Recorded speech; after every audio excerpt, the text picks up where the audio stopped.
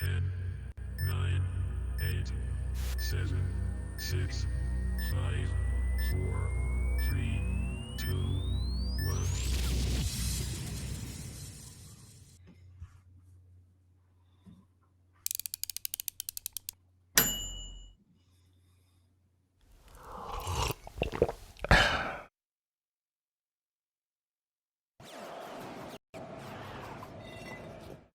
Coming soon.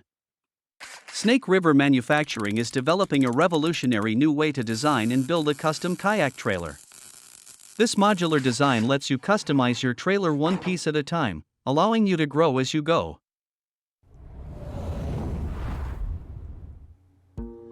Looking for unbeatable customer service and a kayak shop that truly cares? At No Bad Days Kayak, Forrest and his team treat every customer like family. With unmatched attention to detail, they'll even ship your dream kayak anywhere in the U.S.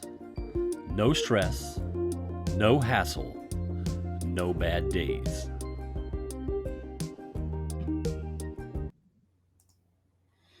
Hello, everyone. Thank you for joining me for episode 22 of the Kayak Cafe. If you haven't had a chance, go to Snake River Manufacturing. Check out all of the cool things that Steve and his crew have going on with the kayak trailers they're building. They're really going to change the way you get your kayak to and from the lake. Also, go to check out Forrest at No Bad Days Kayak. They have great customer service. They're running a huge sale right now. If I were able to, I'd go pick up one of their XTRs. They're on a great discount. If you get an opportunity to go check out Vibe Kayaks, they have some wonderful deals on some of their old models, and they've got the Shearwater, which is their tried and true, still hanging out. And speaking of Vibe, whether you're chasing the perfect catch or just craving some peace of mind on the water, Vibe Kayaks is your ride to freedom. Built for all skill levels, any water, fresh, salty, or somewhere in between, Vibe delivers premium kayak performance without the drama or cost. From the ultra-versatile Shearwater 125 to the throw-and-go agility of the Makana 100 to ultra-portable inflatables, every Vibe kayak is crafted to elevate your experience on the water. So gear up, get out there, and do what you do. All right. Also, if you haven't had a chance, go to usakfm.com and check out the latest issue of our magazine. We have Mike Iaconelli and his son. They were on the cover, and there's a nice article in there about how they navigate their fishing together. So go check that out. All right. Well, tonight I have a special guest, excuse me, who has been around the fishing industry for quite a while. I know I said then and now and versus, and I don't want to make him seem like he's super seasoned. I'm going to bring him in. It's Cajun Rob Welsh. How's Hello, it going, Rob. Roy? How's it going, Roy? Doing good. Yeah, I was like I said before, I was like, man, I don't want to make it seem like I'm talking to the first angler ever. But you've been around, you've seen some things, and Yeah, I've been around for a little bit. just so everyone knows my age, I am able to read and write cursive, so that should let you know something. Yep. I'm not a newbie.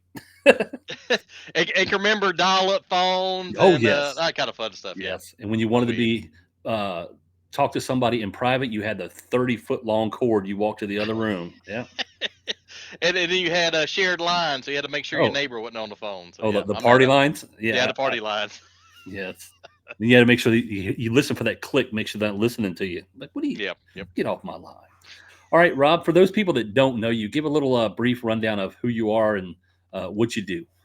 Okay, sure thing. I'm Cajun Rob Welch. I was originally born and raised in South Mississippi, right there at the Louisiana border. So grew up, got the love of fishing through my grandfather. He run catfish lines, trout lines, limb lines, and we was 30 miles kind of north of the coast, so we go saltwater fishing. So it seemed like every weekend we was catfishing or saltwater fishing. So that's how I got. I mean, I can remember 7 or 8, out fishing with him, and so got my love of fishing there, and I started watching like you, probably TNN and all back in the day, and watching Denny Brower and Rick Clunn, and got the itch for fishing, and so I fished some tournaments on and off. I kind of got into them in the late '90s, early 2000s. Then work and everything, I kind of got away from it. But in 2017, I got into it hot and heavy to BFLs. Ended up Mhm. fishing the FLW and some Toyotas. So been around. I probably fished over 100 tournaments now, and man, I've met a lot of great friends. Got still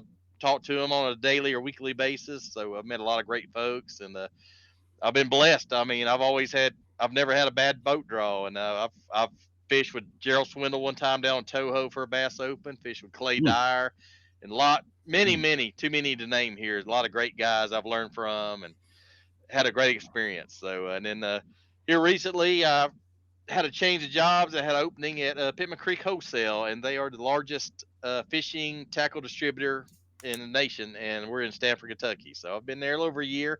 Nice. Love my job, love the guys I work with, and man, it's been a great experience. It's been a blessing. Heck yeah. I bet you Clay and Gerald, they were, you that's a little spectrum difference there. Yeah, but they're best friends too. That's so funny. They're Oh, like I don't kind of doubt it. both ends of the spectrum, but they're both like close. They're both best friends, and it's all about kayaks. I just got a kayak in last summer, a little Hmm. Moken I got from when I got at work, and man, I love it. I mean, I never forget. I think you was on Co-Angler's Corner, me and John's podcast, and you said it reminds you of having a motorcycle underwater, and boy, you Yes. nailed it. And I used to do a little bit of motorcycling, but it does remind you of just kind of out there cruising, doing your own thing. You're in your own zone. Yeah, I love it. So, oh, we're going to go through a series of what you've seen throughout the years. But first, you just did a nice tournament on Dale Hollow, did you not?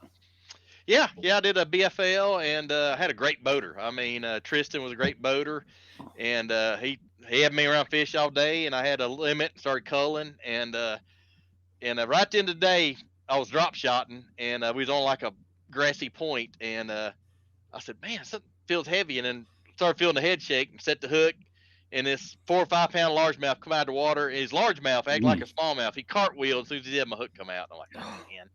So I ended up top. I ended up with a 10th place finish, and if I had that one, I think I'd have definitely gotten top five. But I still had a great day. Learned a lot from my boater, and it's hard to complain. I still took a check home and took a side pot check home. So my in-home accountant was very happy. Heck yes.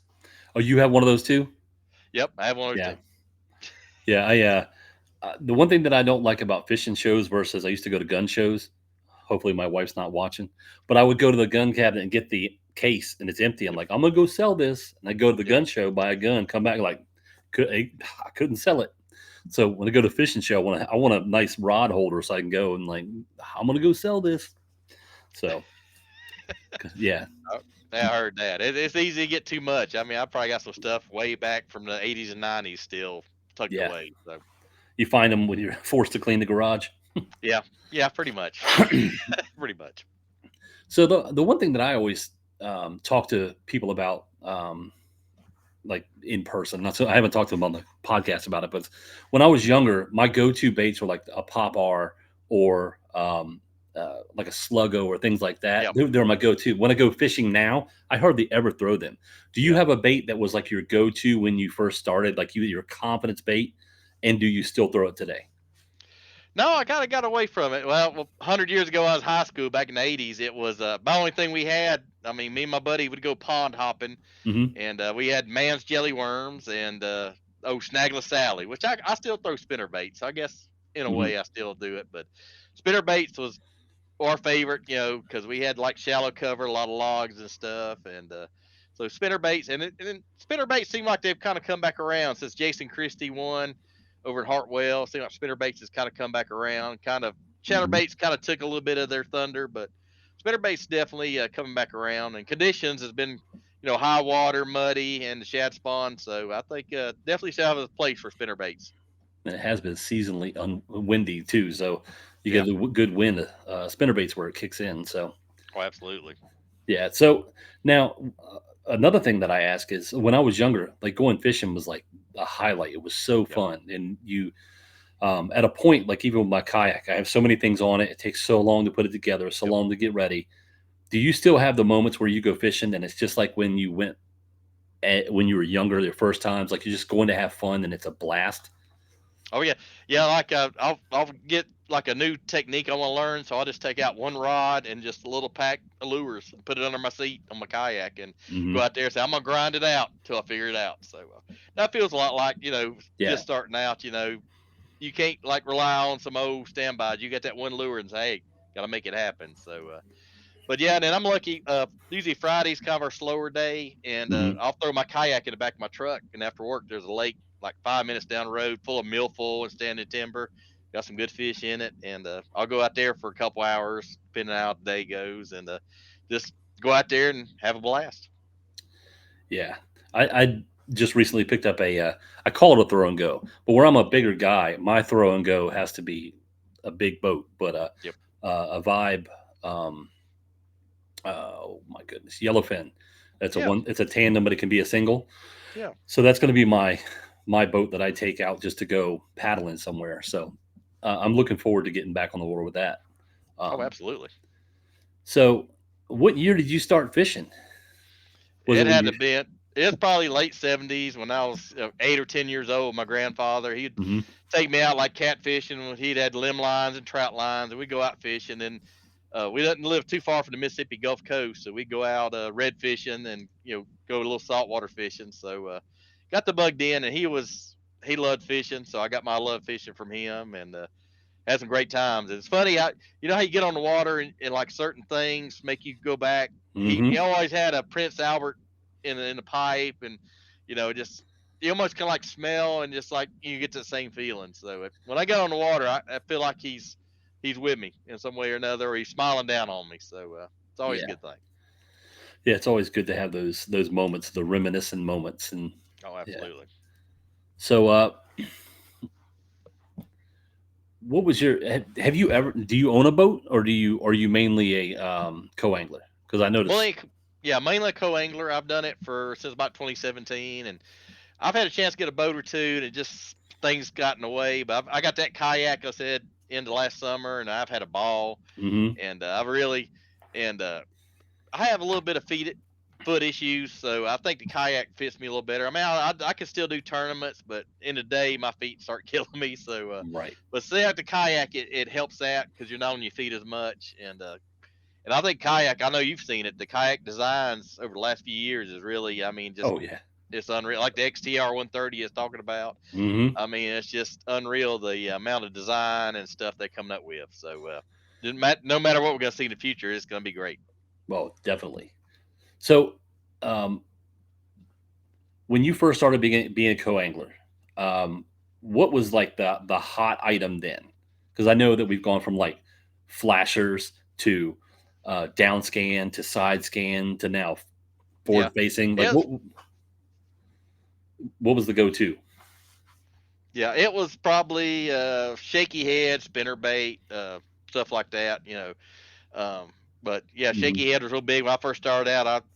Well, it's funny because the first tournament was actually Dale Hollow. I did a BFL, and it's 2017, 2018 anyway. It was February, or I think it was March, but it was really cold. It's 40, spitting snow, and Hmm. I had on three rods, and I said, well, I'll take all three, and I had a jig, I think, on two of them.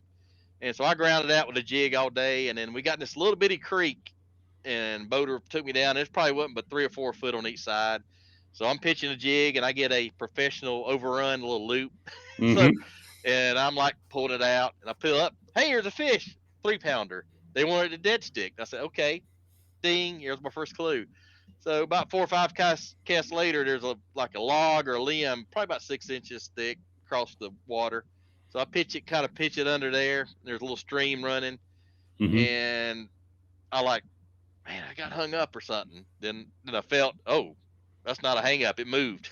Hmm. So I set the hook, and I never forget my young boater.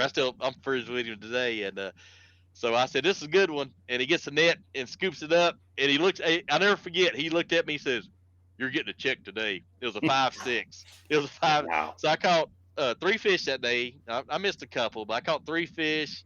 I Hmm. got big fish with that 5.6, and finished fifth. So I was like, and Wow. that was my first BFL. I was like, well, I think I can do this. Yeah, that's how But they got you hooked.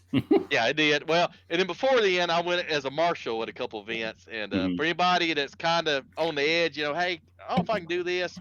going as a marshal, you can kind of see behind the scenes, see how the boaters, do things. But being a marshal, you'll learn a lot.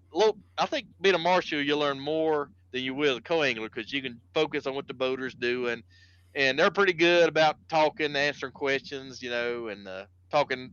Well, why are you fishing here, or why are you fishing this? So it's a good experience. So for those that don't know, what exactly is a marshal and what are their duties? Marshall is like in the Bass Pro Tour, the bigger tours. They'll have it's like a ride along judge basically. You just Okay. kind of make sure they follow the rules and but I say that it's you go around for a boat ride and you watch a professional, that's Hmm. really good. That's that makes his living that way, and then you see what he uses, how he casts. But one thing you notice, the first cast of the day and the last cast of the day is just as accurate. So those guys really good. I mean, they're spending 280 to 300 days out on the water, so you can really tell. Oh yeah, I have not been a co-angler in a tournament, but I was told by someone who has done it quite frequently. Excuse me, Mm, and he's like, you could sit in the back and you could fish, or you could sit in the back and you can learn. yep. And there's like so many things going on in the front. He said you could not catch a fish, but if you watch what's going on, you're going to learn enough that later on you'll catch fish. Oh yeah, So, absolutely, absolutely. so And another thing people don't realize is you get to riding all these boats. You can say, "Well, I like this one about this. I don't like that." So you get kind of a feel. If you're looking for a boat, you kind of get a feel what you like and what you don't like. So that's another thing that's pretty yeah, neat. you're like, okay, this one costs as much as a condo. Oh, this is as much as a house. Yeah, it is. Yeah, it is. But I think boat prices are starting to kind of plateau finally. So I think with COVID and all that's kind of got out of the way, I think we're going to see it kind of get back.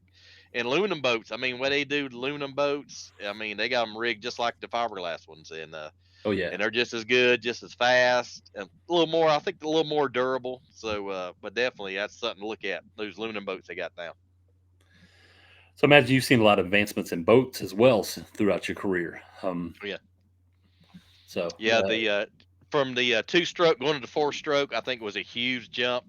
I hmm mean, gas mileage wise and just maintenance wise, it seemed like they hold up a little better and they're a little less maintenance. So that and the power poles, I think, was a huge hmm jump not long ago. So and then of course the trolling motor technology, the brushless stuff is really getting popular. So, but yeah, and you see boats getting lighter and faster, but the four stroke really I think was the biggest game changer over the last few years. Yeah, I remember the first trolling motor I saw was like one of the old Minn Kotas, the little white heads, Yep. and I was like, man, it didn't have a lot of power to it, but it was enough that you didn't have to paddle. I just Yep. remember this is the greatest thing ever. And now they've got what the power pole move that'll Yeah. push a Titanic 30 Oh miles an yeah. hour. Oh yeah, So, pretty much, pretty much. So, but yeah, it's been a lot of advancements in that. So it's amazing some of the materials, and hmm it's like the fishing stuff. It's keeps evolving, keeps evolving. Now, I haven't bass boat shopped in a while ever, but I remember when I used to watch it all the time. They were super sparkly. Are they still Oh yeah, sparkly? oh Yeah. yeah, yep. There's still a lot of sparkle out there, and I lived in Knoxville, Tennessee for quite a while, and I actually lived not far from the Allison boat plant. And I remember go out there hmm fishing on the bank and watch these guys in these Allisons with like 300s go by there and testing them, doing about 90, 100 miles an hour. I'm like, nope, that ain't for me. But it's pretty cool. I mean, Allison family's got a good history, and they've got some fast boats. I mean, they've been around for a long, long time. Yeah, my dad used to say they put sparkles on there to catch the fishermen. Yeah, they do. They do. But like I said, I think the aluminum boats really has made a big jump in quality and layout. So anybody's kind of wanting to get into it, hey, you don't have to get a 80 or 100,000 boat. Look at some of those aluminums they got. So there's a lot of quality out there. Yeah, I think the first boat I ever had was aluminum. I'm from the Eastern Mm, Shore, so we did a lot of fishing. My first was a aluminum boat, and it was rated for a 25 horsepower. I put it on it, a 25, and it was the scariest thing I ever owned. That thing, I had to put all the stuff in the front, the cooler and yep. everything. And when I got it on a plane, it was barely even touching in the back. It was, yeah, it was exciting, and it sold really quickly. Oh yeah, it does. And it's funny. You just remind me. We saw a pontoon. You notice the pontoon hmm boats are getting like 300s, 350s. We had a pontoon boat on Dale Hollow Saturday. He come roaring through and he was up on plane. I was like, wow. I Yeah. just amazed. And he like circled around us. I mean, wide open, just on plane. I'm like, that's a But pontoon. It's not supposed to go on plane. But yeah, when they went to the tri-hull, the tri-pontoons versus yep, the two, I was like, and I think there's one that was over 100 miles an hour or yeah. close to it with running dual engines. Like, yeah, no, no, thank you. Nah, So, I'm good. I'm good. so you fished boat and kayak. Do you have a preference over the two? Like, is there one that you like better than the other? Right now, I like the kayak better because you go out there and you're on your own. You go kind of where you want to go, and even on the tournaments, you can launch at any launch. One of the best tournaments, I think, my favorite tournaments on a bass boat I fished was the Big Bass Bash.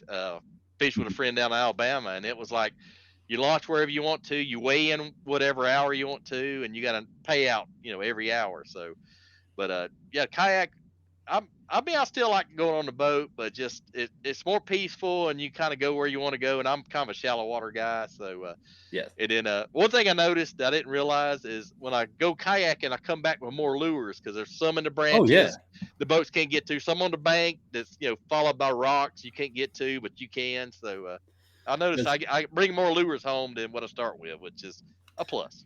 was it Darren Wendell of Wendell Fishing?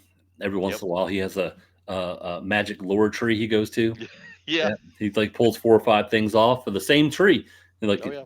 so, um, when you do you fish with anybody when you go kayak fishing, or you just mainly go by yourself? Mainly go myself. There's a couple guys at Kayak at work. We're gonna try to get a little trip together. Most times by myself, and said most time it's just a little lake. We're pretty lucky around here locally. There's about 4 or 5 lakes that's like a no wake.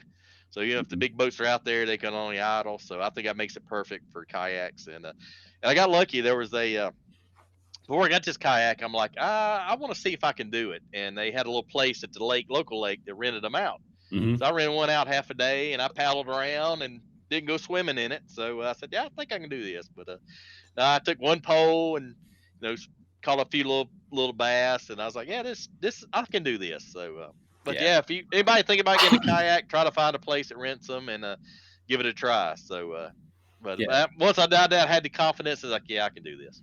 And also, there's like local shops that do the on the water days. They're Yeah. the Yep. they're the great. It's a great opportunity to fish, to use a fishing kayak that you may not be able to afford, but you'll know what they're like. Oh yeah. Like I tried the Hobie Pro Angler, Yep. because I thought I was gonna love it. Yep. It wasn't my cup of tea. It's a Yep. beautiful kayak. Other people use it well. I'm not talking bad about it, but for me, it wasn't for me. And I would have bought it and been very, very disappointed, but I'm glad I got to use it first. So, Yeah. Good point. um, now with your kayak, you paddle only. Yeah. Right now, paddle only. I'm looking to maybe upgrade to the pedals. Hmm. But right now, I just got a paddle, and I said it's amazing when you're just, like I said, it just kind of glides. So it's pretty cool. But it's funny. Like one day, I went like way out this cove, and the wind is blowing against me. I was like, well, it's okay. Coming back, the wind will push me. Of course, I get way back in the back, and it quits. Well, But it's quitting good is exercise. okay. It's Yeah. when you paddle the whole way against the wind and you turn around and the wind has shifted and you're like, Yep. really, really. Absolutely. Yeah. And But I'm, on a local lake, have the New Canoe Unlimited, which is yeah. it's a huge boat, Mhm.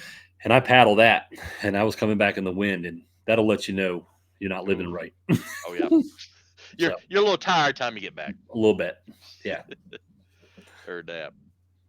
So do you have a a kayak in mind that you're looking at? Because I like got your next several. step. I'm still kind of bouncing around and talking to people that owns them. So I mean, I still got a little time, but I'm still kind of shopping around and browsing and talking to folks that owns them. Mhm. So but there's a bunch of great ones out there right now. I mean, it's Oh amazing. yeah, And another thing I noticed the last few Bassmaster Classics went to, the kayak section gets bigger and bigger and bigger. And even on ICAST, seems like the kayak section's getting bigger.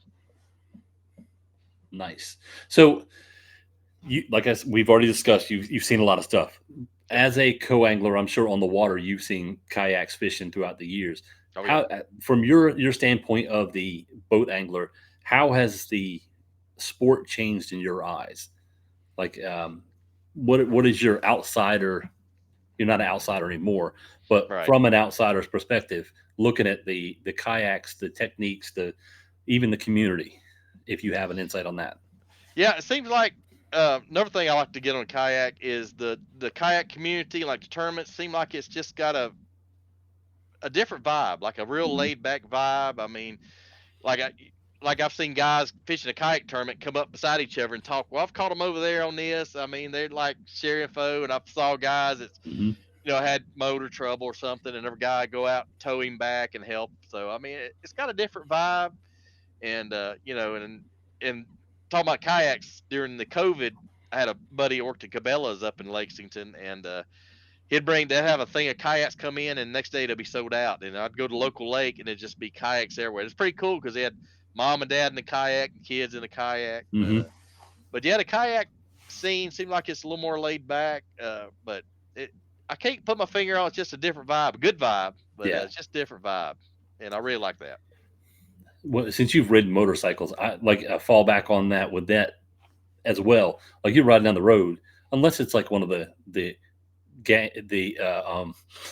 groups that shall not be mentioned. They'll Yep. wave at you. You're Oh broken yeah. down. They'll help you. They'll get Oh gas. yeah. The same thing is just like your family. I don't know you from anybody, but I'm going to talk to you as I pass you. Now, it may Yep. be because we go past each other a lot slower. I'm like, Yeah, oh, maybe. Yeah. I gotta say something. Hey, Yep. bud. That Are they biting? You leave when they me any? brighten. Yeah, That's what I used to say. yeah. If it was a boat, they would say it was till you drove through here. Yeah, no, Yep. You muddied up my water. you Yeah. muddied up my water. Yeah. So yeah, I do love. I don't do tournaments. I did one the last week to benefit Heroes on the Water, but I mean that's about it for myself. Right. And before we get into the mid questions, I want to ask your opinion as someone who has done the catch, take back for the weigh in Right. versus a kayak tournament where it's CPR, which is catch, Mhm. photo, release. Right. What are your thoughts on the two? And do you think one is better than the other? Definitely the catch photo release. I think in the very near future, I think those tournaments are eventually going to go to that. I think everything's going to be catch photo release. I don't know if it's going to be 2 years, 3 years, 5 years, but I think the major tournament organizations is going to see the benefit on it. And like I said, there's two good platforms, in the kayak tournament world that does a really Mhm. good job, and seemed like it. So I think that's the wave of the future. I mean, catch photo release it's just a lot better on the fish. You don't have to worry about checking the live well. If all the water runs out or it's hot day. I mean, you release them right where they go back. If you catch one on the bed or something, Right. put them in the water, goes right back. So I think overall for conservation, I think that's going to be the way to go. I mean, there is a place, still for the 5 fish limit on some bigger Hmm. tournaments, maybe like the Bassmaster Classic or something. But I think overall, I think you're going to see a lot of them go to the catch photo release. Yeah, I would say uh, of all of them, the big tournaments like Bassmaster, they have the biologists and things on staff checking the water, checking the Yep. fish, making sure it's good before it goes back. That's like the ultimate. But then not every tournament does that. And then Yep. you go to a boat dock after a large tournament, and there's the dead loss, or Yep. you pulled them out of 40 foot of water and you're throwing them into 2 foot of water, Oh yeah. whatever. Yeah. But Well, yeah, I could. they Okay. do a good job. I mean, Mhm. there's some I know. Miss Barb Elliott, I think she goes a lot of the like St. Lawrence River and all, and she'll help out and like fizz the fish. And one's got deep, Mhm. she'll show the proper way how to do it. So I mean, you got some folks like Miss Barb Elliott, some others that does a real good job on helping, you know, minimize the loss. Yeah, But yeah, I'd like to see catch photo release. I think it's going to be the wave of the future. I think the thing that needs to be done is the wow factor of everyone getting together for the weigh in Yeah. is the way what they have to recreate that somehow with catch photo release, Yeah. because that's the wow factor, picking that fish up, showing people and weighing it in and talking crap, if you will, like I was out there, I was just throwing a piece of string and catching them. Yep. So if they can recreate that with the CPR, then I think that it would be better received with the larger community. Absolutely. So, And talking about kayak tournaments, I was going to, I think I was in, I'm in Kentucky. I was driving down through the Dale Hollow area going to BFL, and there was a kayak, the Bass Kayak Series is at Dale Hollow, and it was like 240 kayaks. mhm. Well, in the tournament I went to in Tennessee, there was like 55, 60 boats. I'm like, wow. You, you can see like, what's kind of hot and what's kind of cooling off. So Nice. All right, so we're about the midway point, and I sent out a questionnaire for people to ask questions, and absolutely. everyone who asked a question was entered in the monthly giveaway for Kayak Coffee. Kayak Coffee is amazing. This one's open because I make coffee using their coffee. It's amazing. Nice. All right, so we have 3 people that have asked questions of you. Sure. The first is from Steve Burge. He is a Heroes on the Water representative for Hampton Roads, Virginia. Right. First question. All things being said, do you feel that the advancements in both technology and media have been a net positive, or has it damaged the sport? I think overall it's been a positive. There's a few maybe kind of negative, but more than not, it's more positive. I think it helps get the sport out, helps people get involved with the sport. Um, so I think the advancements has helped, and like I said, fish care has done a lot, and a Mhm. lot for safety. Like I said, the inflatable life jackets and all. But I think it's helped to get kind of the, how we saw in COVID, like during COVID year, how much fishing exploded. So, but Yes. I think overall it's been positive. Yeah, I think it's given a lot of people that may not have had access to the sport. They learn a lot more from a lot of people they would never ever be able to interact with normally. Oh yeah, and I think like the high school and even around here, there's junior high fishing teams. I think that's amazing because when me and you Hmm. was in school, we could have never dreamed. I was like, No. man, I wouldn't have skipped all them days of my senior year going fishing. I'd have been in a fishing team. Me and one of my good friends, Sean, we talk about that Hmm. all the time. I said, man, we wouldn't have skipped half what we did our senior year because we was going fishing, skipping school going fishing. So You would have had college credits. yeah, I would have had a bunch of college credits, but it's amazing, and we're starting to see like young ladies, young girls, be in tournaments as a co-angler, and Hmm. trying to cross over from college to that. So I think it's a good thing. It's a good thing for sport. Yes. All right. His second question: is there any area that you would have thought you would have that would have advanced but has not? So, is there something in the industry that you would have thought would have gotten better but has not?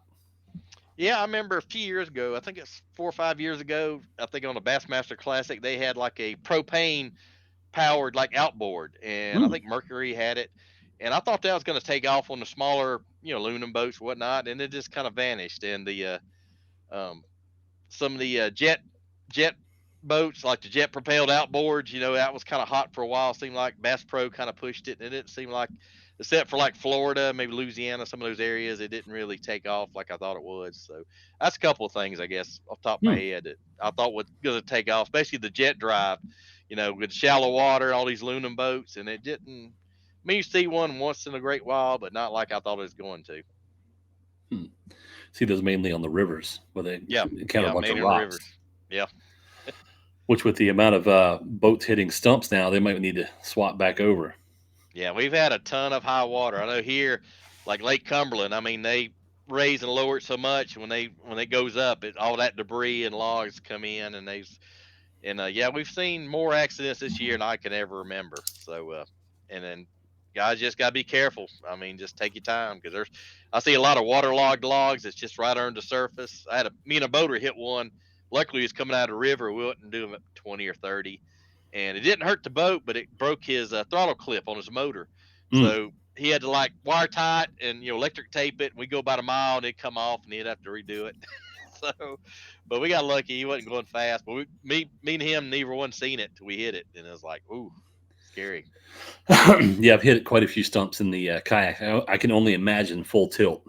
Oh, yeah, I know it. Yeah, like I said, that lake I fish close to where I work at, it feel like you're in a pinball machine. Hmm. Even like underneath, you can't see, and it's like you'll hang up, and it's like, You could do the scoot. yeah, do the scoot, Do the quite a scoot. bit. Yep. Yeah, from a distance, people just know. See, no, he's Oh yeah. stuck. He's Oh stuck. yeah. He's getting unstuck. What do you think has done the most harm to the recreational side of the sport?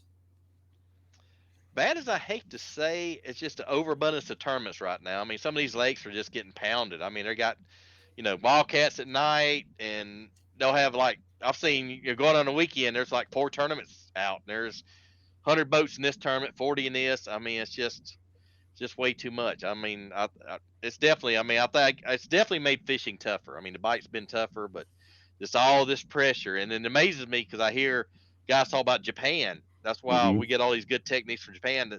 The pressure on them lakes are like double, triple what we got. I'm like, man, I can't imagine. Yeah. I mean, but yeah, just the overabundance of tournaments. I wish they would. I know some of the game and wildlife try to manage it, and you have to get permits, but maybe I don't know. It seems like there's just too many of them on these lakes, and just too much Yeah. pressure.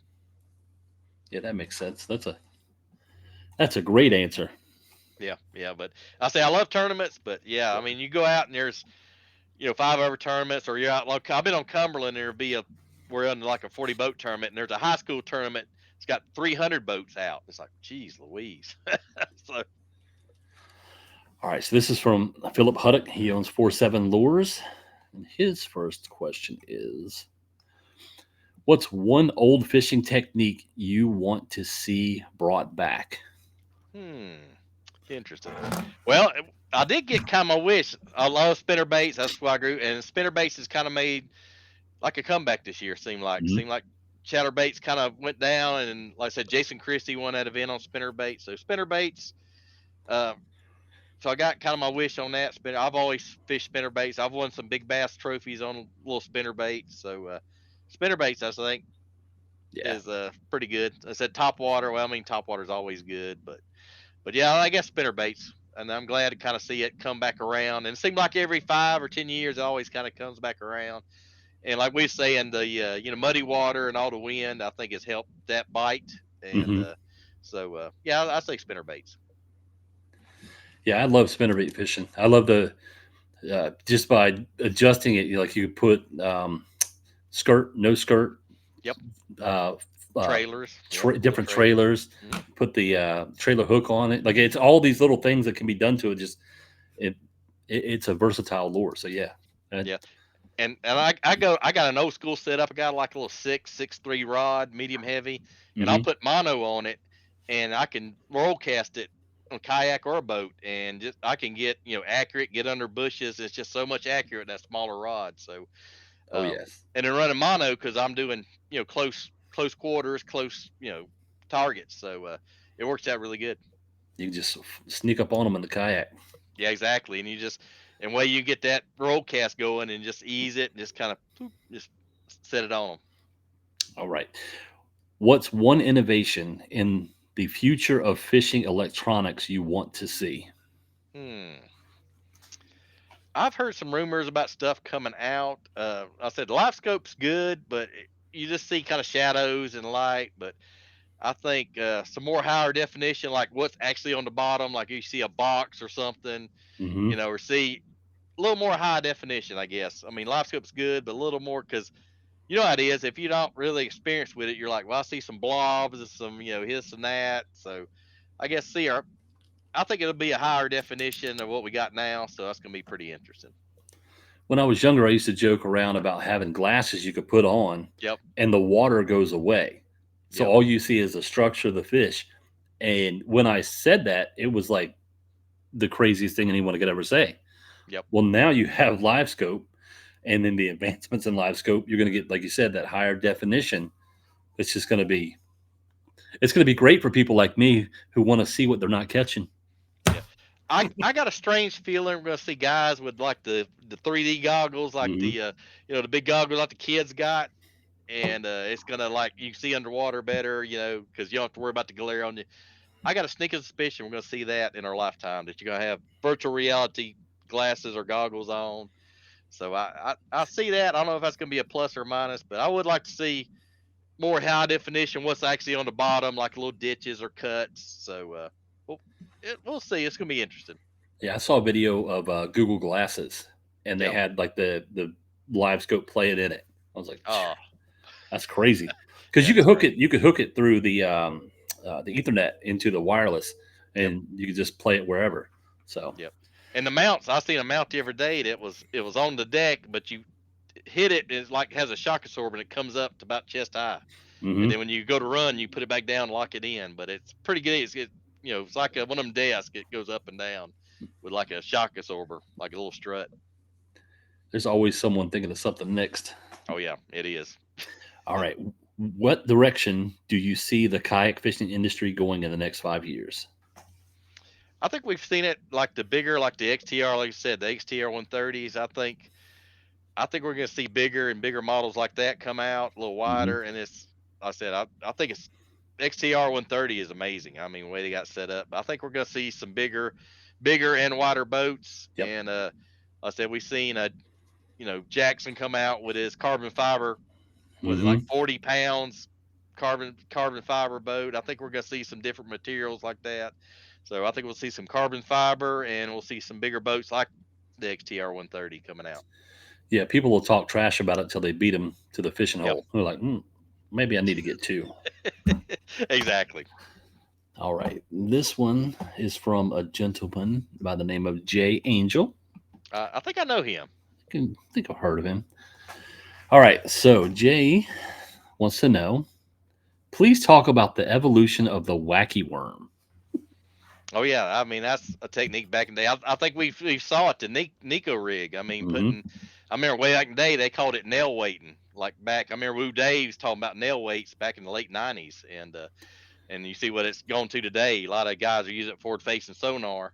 hmm And I think another neat product that's come out in the very last few months is Core Tackle has that wacky rig weighted hook, and it has a little corkscrew on it where you can hmm screw the bait on there, and that works really well. Them guys really set it up well. So, but I think from going to nail weight way back in the day, I know John Cox. I watched some of his videos. He has a neat trick where he'll put the nail weight one on each end and makes it flop pretty good, or hmm like one in the middle by the hook, and so it adjusts the fall. But yeah, fall rate is big, and I think it's gonna be a science. But seems like there's always guys making like the wacky rig worms, like the big balls on the end or stuff, make it kind of wiggle a little more. So A little different twitch to yeah, it.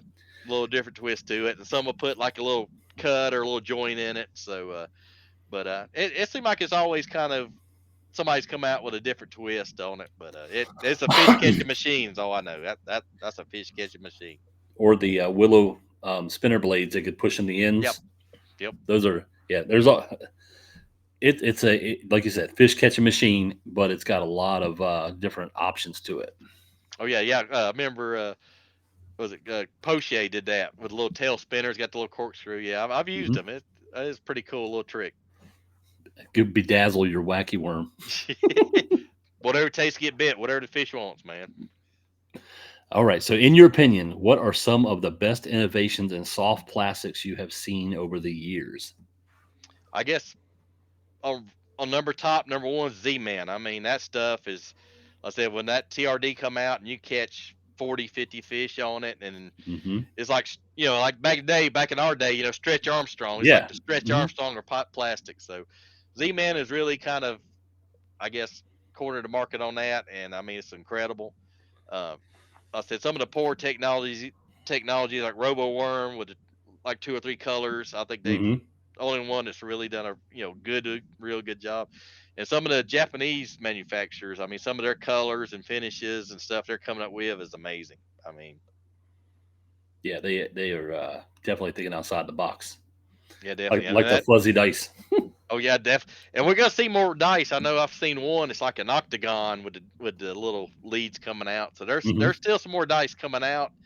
Um, I know Z-Man's got one coming out called the Nugget, and it's like a octagon and that thing does I mean, I can see it in the pre-spawn in the spring. It's cold. It has a real slow fall. So that's one technique I had to work on, and I Yeah. just look at it and I'll just scratch my head. I was like, well, I'll try it.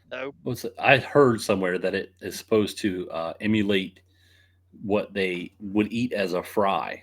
Like it Yeah, looks like, yeah. So this is like you're just cruising through the store and you see baby food. You're like, what?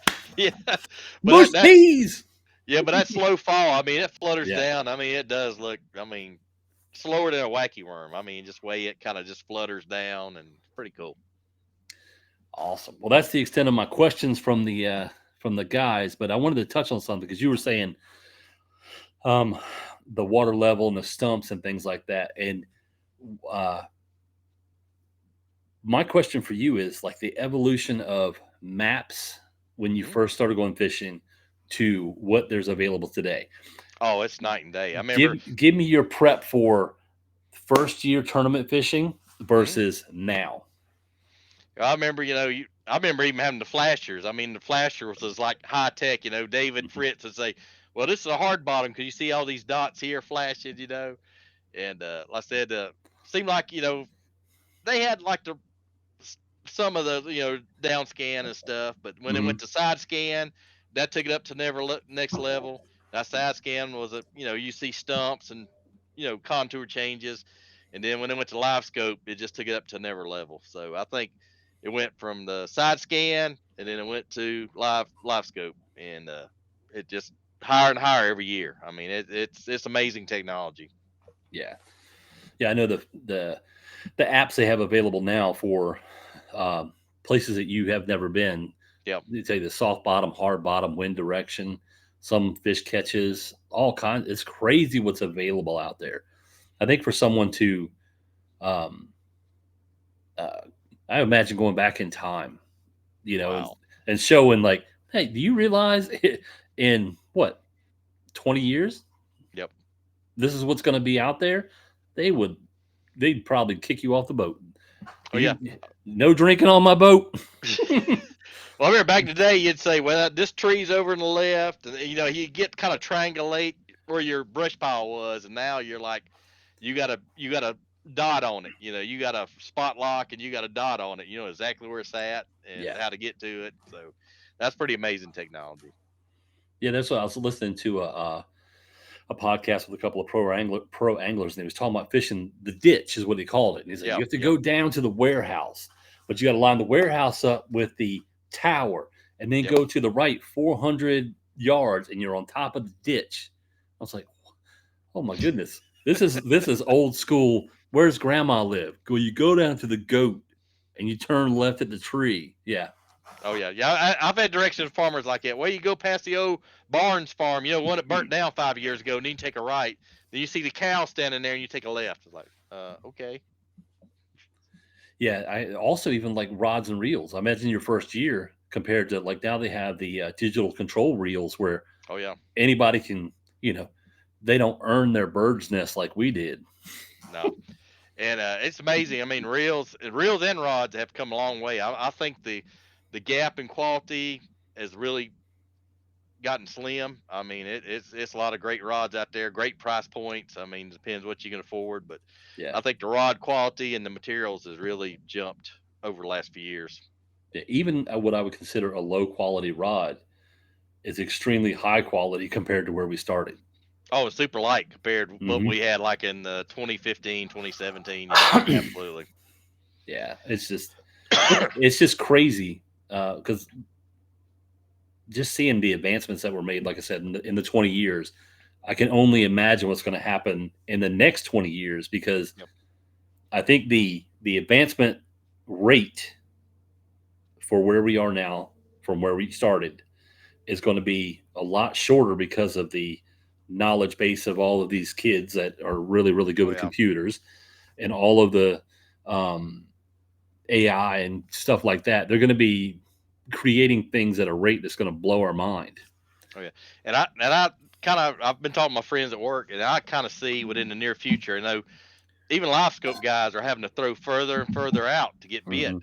And I think the BFS stuff is really going to blow up. We're starting to see it kind of going on the rise, but I think they're going to get to where they're going to have to get that. And the Ford, like the Berkeley Ford braid, the sinking braids, like the 8 pound, 6 pound. I think that's going to be the new norm on the BFS stuff. And that's one thing I'm trying to get more involved in with the BFS stuff, bait Hmm. finesse system, Yep. and smaller lures. I mean, the same like Strike King's got a smaller top water and smaller jerk bait. So I think that's gonna be we're gonna see that in the next few years, kind of be kind of the hot thing coming out. Yeah. Do you find that they're getting to be harder to catch. Like you can see them, but they're just. Yeah. Have you experienced? And I know it's a co-angler. You don't necessarily, or you may have your own forward-facing sonar setup because I know some co-anglers bring their own. No, I just got a Um, plain Jane Garmin.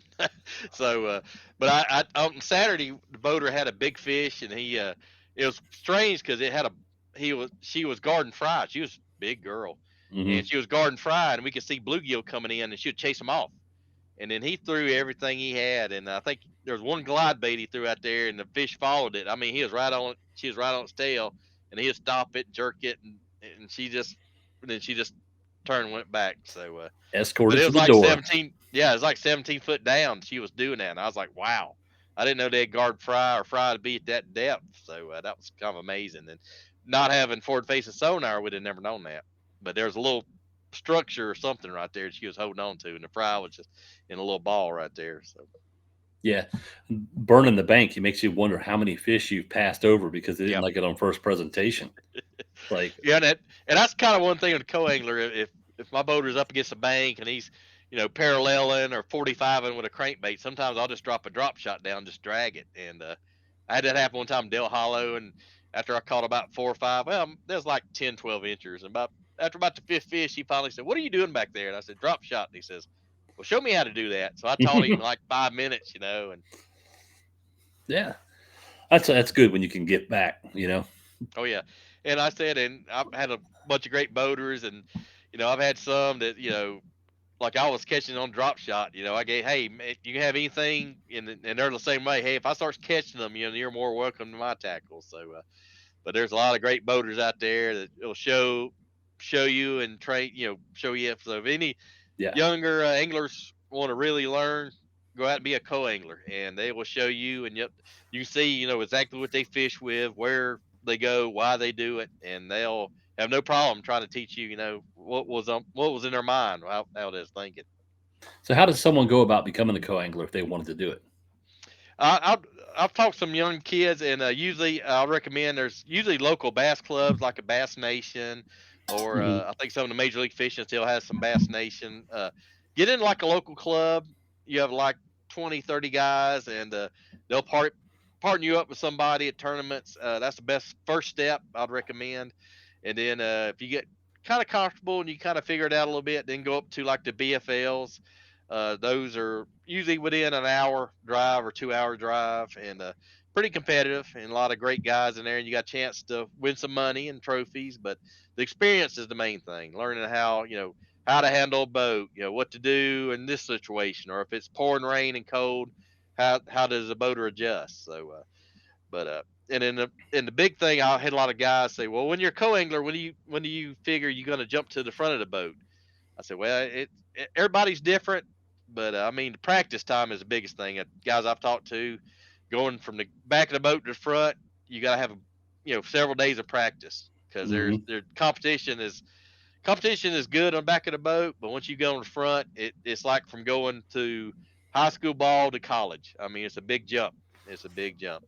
And I can imagine being the captain for the first time and you have a co-angler under your belt and you're like, neither one of us really.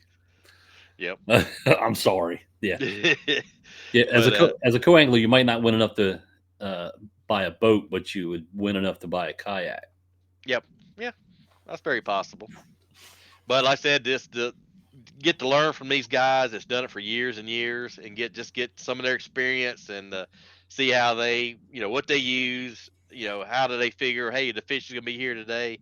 And then sometimes, they scramble. I mean, I've been on a boat that we didn't figure it out to the last hour. The day before they was here, and then in the day, oh, they moved from way over here. So sometimes is that too, calling an audible, during the day. So but you learn Yeah. so much. It's worth just getting in it and fishing with these guys that's been on these lakes and doing this for a long, long time. So getting part of their experience, firsthand.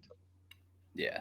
That's the other thing too is with the said getting the knowledge from them. And I've mentioned this before about like the younger generation. We're talking about sponsorships and things like that, and how communication a lot of times isn't their strongest suit, and Yep. how because they spend a lot of time behind screens or they're not interacting well. But I think a lot of the kids that fish grew up in great um, great households where they were respectful and communicate well. Oh So yeah.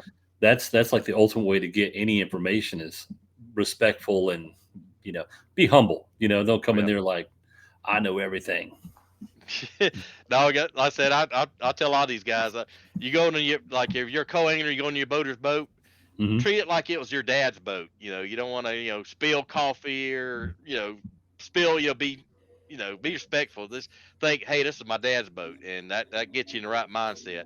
And also be the mindset, hey, we're a team. Hey, if you need anything, holler. If you want me to net a fish for you, just holler at me, Hmm. and then that goes a long way. And then so I mean, there's certain things like I said, like giving you BFLs, always give boater some gas money.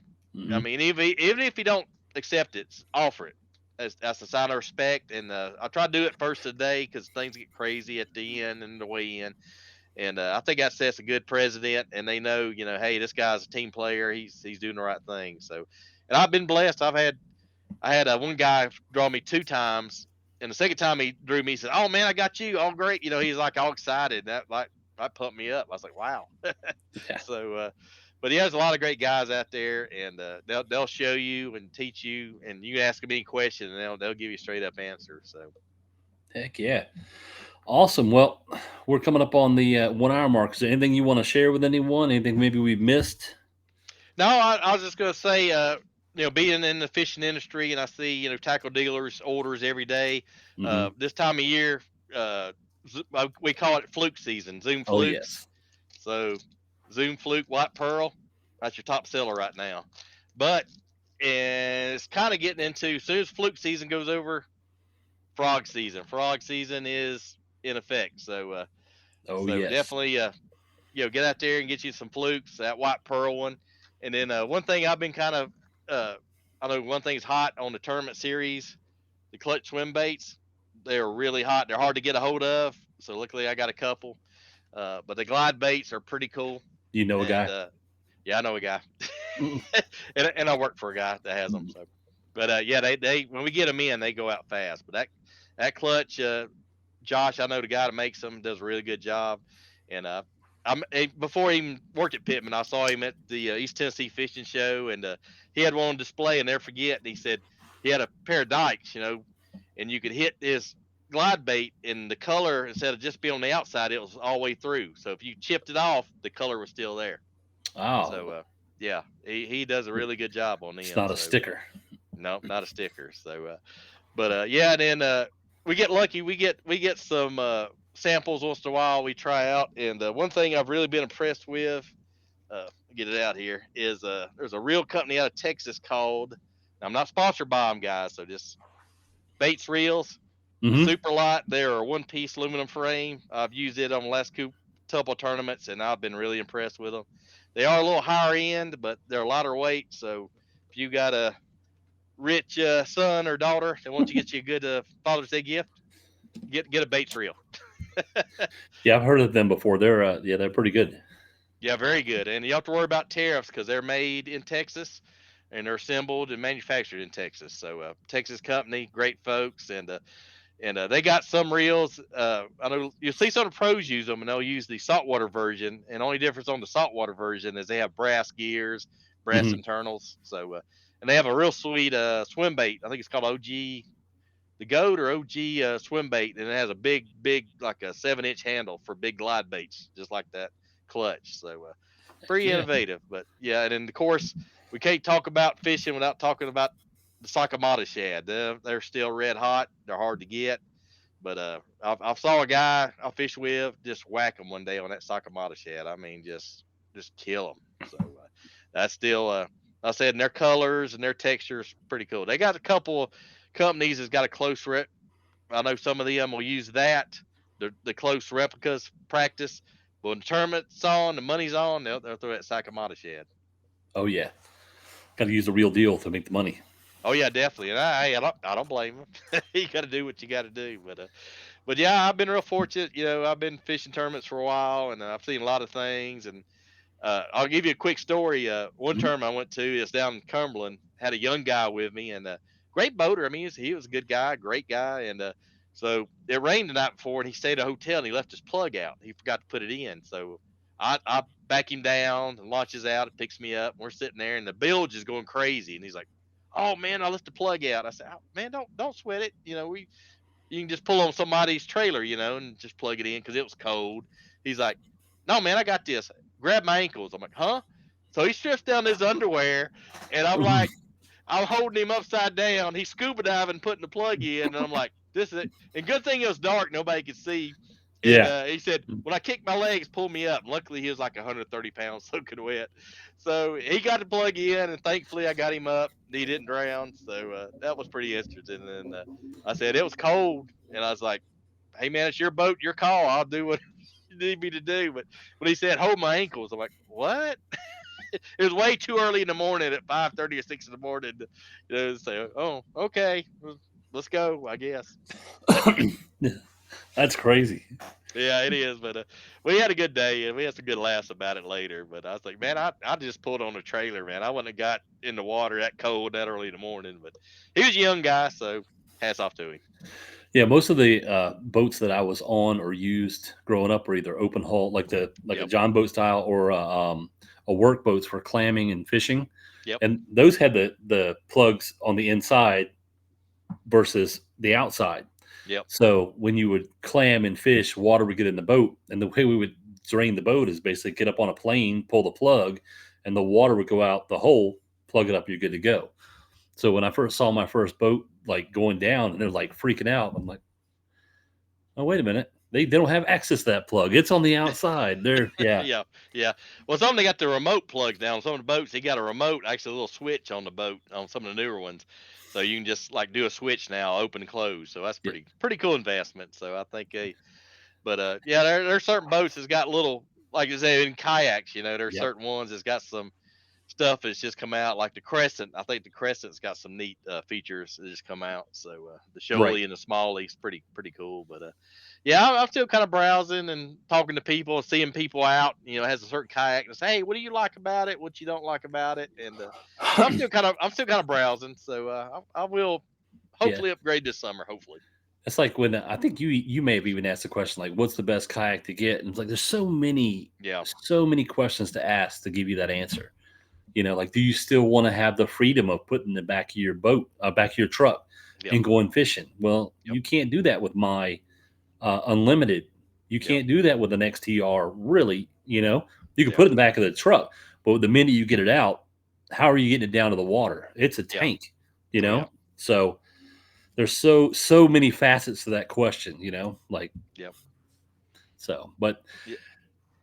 yeah, I appreciate you coming on. I do. You're a wealth of knowledge. Hopefully, you had a good time. Oh yeah, I enjoyed it, man. I always and I said I love talking about the kayaks. I mean, I'm getting deeper and deeper into it, and I mean, more I get into it, the more I love it. And I said you kind of got me started on it when we talked one time, and I think he was on the podcast with us. So you was an inspiration, man. Hey, thank you. And you Appreciate said it. it felt like being a motorcycle on the water, and man, you Yeah. was absolutely right. When I got in there, I was like, yeah, I think Roy was right, man. He was spot Mhm. on. Yeah. And so, if you have a kayak and not a motorcycle, you should get a motorcycle too. It's fun. Yeah, well, it is till your back starts feeling it like mine is. Oh yeah. And it's funny. I used to my back hurt on my motorcycle, but I get in that kayak and I can stay out there 4, 6, 8 hours. It's fine. So, but Do they you done a good job on the seat designs. do you have one of the cushions like from Kayak Oh Cushion yeah, or yeah? yep, yeah. Yeah. I That have the helps. Kayak Cushion and I also have the new one from Yak Attack. Yeah. Yeah. So they're both great designs. Yeah, Oh yeah, love them. absolutely.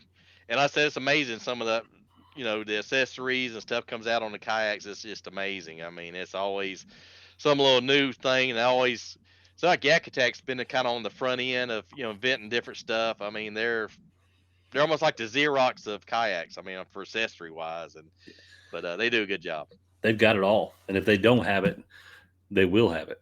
Yeah, exactly. So awesome. Well, I appreciate you coming on. I'm going to put you in the back and I'm going to say goodbye and I'll come right back to you. All right. Well, thank you, All right. Roy. Appreciate you having me on. Thank you.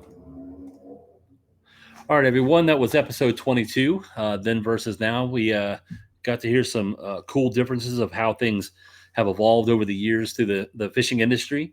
Rob. I appreciate him coming on. Great individual. He has his own podcast as well. Look him up.